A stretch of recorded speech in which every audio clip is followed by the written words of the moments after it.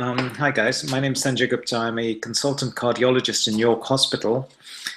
And today I wanted to do a little video on the subject of food and the fact that we really are what we eat.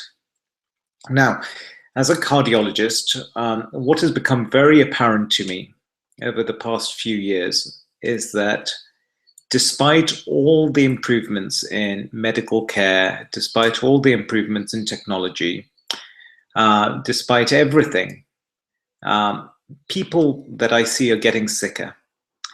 And more people are getting sicker, and more people are getting sicker at a younger age. And despite everything, the prevalence and the burden of disease is increasing. So it struck me as, and as doctors, we're told, things like smoking are bad, and that's why.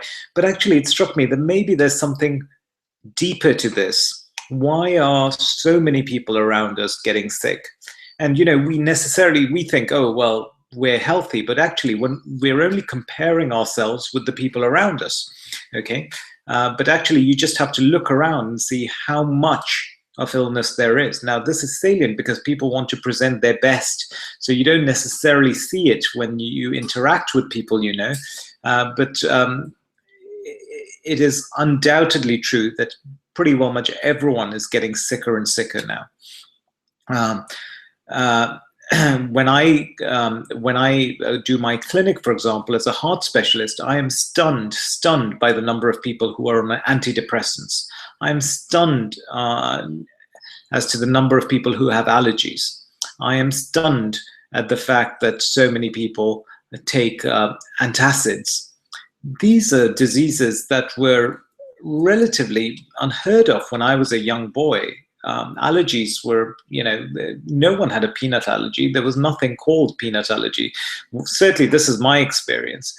These are all things that have come about more recently. Reflux esophagitis, that was a disease of big fat people. Yet we see so many young people with reflux taking antacids, depression, anxiety, palpitations. These are so common now, and this is very much, to my mind, a case of our lifestyles and the lifestyles we lead. Now, we all concentrate on things like, smoking and stress and genetics, etc. What we largely ignore is food. A lot of people are conscious of food. They come to me and they say, look, I eat healthy. I don't eat I don't eat, cakes. I don't eat pastries. But the truth is that when it comes to food, there is so much else underlying our food choices that we are actually not necessarily even aware of, all right? Now, the first thing I wanted to ask you is, let's assume, for example, that you have a new car, all right? Well, let's assume this. Let's ask you a question. The first thing is, what's more important, a car or your children? A car or your health? And most people would say, look, my children and my health are more important than my car. Okay, now let's assume you buy a new car and you have to fill it up with petrol, all right? And you find that there is a service station near where you live, okay, where you can take your car. But you also know that sometimes that service station sells contaminated petrol. Sometimes they sell diesel disguised as petrol. So my question is, would you be comfortable or happy taking your car to that petrol station, knowing that sometimes they contaminate the fuel that you will be putting into your car? And I'm sure the answer is no. Of course you wouldn't want to do that if you think that that could be harmful to your car.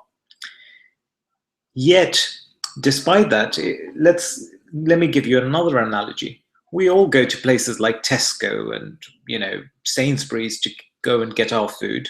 And often when we look at food, we think, okay, this is good, healthy food. This is fresh chicken, and I'll buy that. Having said that, we also know that we are not sure what they put in our food. So a reputable supermarket like Tesco was recently caught selling horse meat instead of beef. So when you have that in your mind, and when you really, really realize that actually something that big can be happening, imagine what smaller, more subtle things, more subtle compromises are made with the food that is being served to us, the food that we buy, the food that we put in our bodies, and the food that we give to our children. And we do that every day, every day of the year for the rest of their lives. If you're going to be putting stuff which is contaminated, stuff which is unhealthy, stuff which is catered for our visual appeal and our taste rather than our health, is it surprising that we find that the burden of illness is going up? Will it surprise us if after 50 years of eating that same kind of food, believing that these people are actually selling us good, healthy food, is it surprising after 50 years when someone comes and tells you your heart arteries are blocked? So I think it's really important to just bear that in mind. Now the problem is, how do you know? Because to my mind, much of health and everything else, it's all about money. It's not really, no one is really bothered about people's health. No one is really interested in health management. People are interested in disease management. The NHS is interested in disease management. How do you stop yourself having the disease in the first place? That's the more important question. And you have to be attuned to the idea that these are small things you do every day which damage you. Imagine what happens when you go and buy carrots. You go and buy some carrots and you think, oh, I bought these beautiful looking carrots from Tesco's or whatever, and you come home and you cook them and you eat them and you first say, well, that's great. I've eaten something healthy today. I didn't go and buy cake. I bought carrots. Let's just try and work out what happens when that carrot is grown. And the first thing to say is that that carrot is grown in a patch of land which is probably designed to grow 10 carrots, yet 1,000 are grown in there. That carrot is grown quicker than a normal carrot would grow. That carrot is filled full of stuff, fertilizer. The soil is polluted with fertilizer, etc., designed to make that carrot grow as quickly as possible. When the carrot is ready, someone comes and he throws away the ugly looking carrots and only chooses the nice orange, long looking, nice, delicious looking carrots, and they then put them on display in the supermarket. So you've lost any kind of variability you would get from the carrots. You'd get any heterogeneity. Someone is pre-selecting your food after growing it in an unhealthy way. And then you buy that carrot, you come home, you cook it with a bunch of other processed ingredients. Sometimes we store it in the freezer, and then after a few weeks we eat it. Is that really healthy? Is that really a good food choice? Just think about this, and I'd be interested to hearing your comments. The truth is, the whole system is against us. For those people who want to try and be healthy and try and lead a good quality of life, free of illness for as long as possible, the system is not on our side. And that is why it's really important that we make our own choices by firstly being aware of what's going on.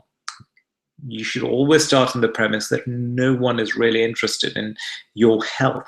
People are interested in the fact that if you have a disease, they'll come and try and treat it for you because that generates money. But your health has to be your responsibility. And if you spread the word, then increasingly, as people become more and more aware of this, hopefully people will become less reliant on places like supermarkets and become more discerning about their food choices.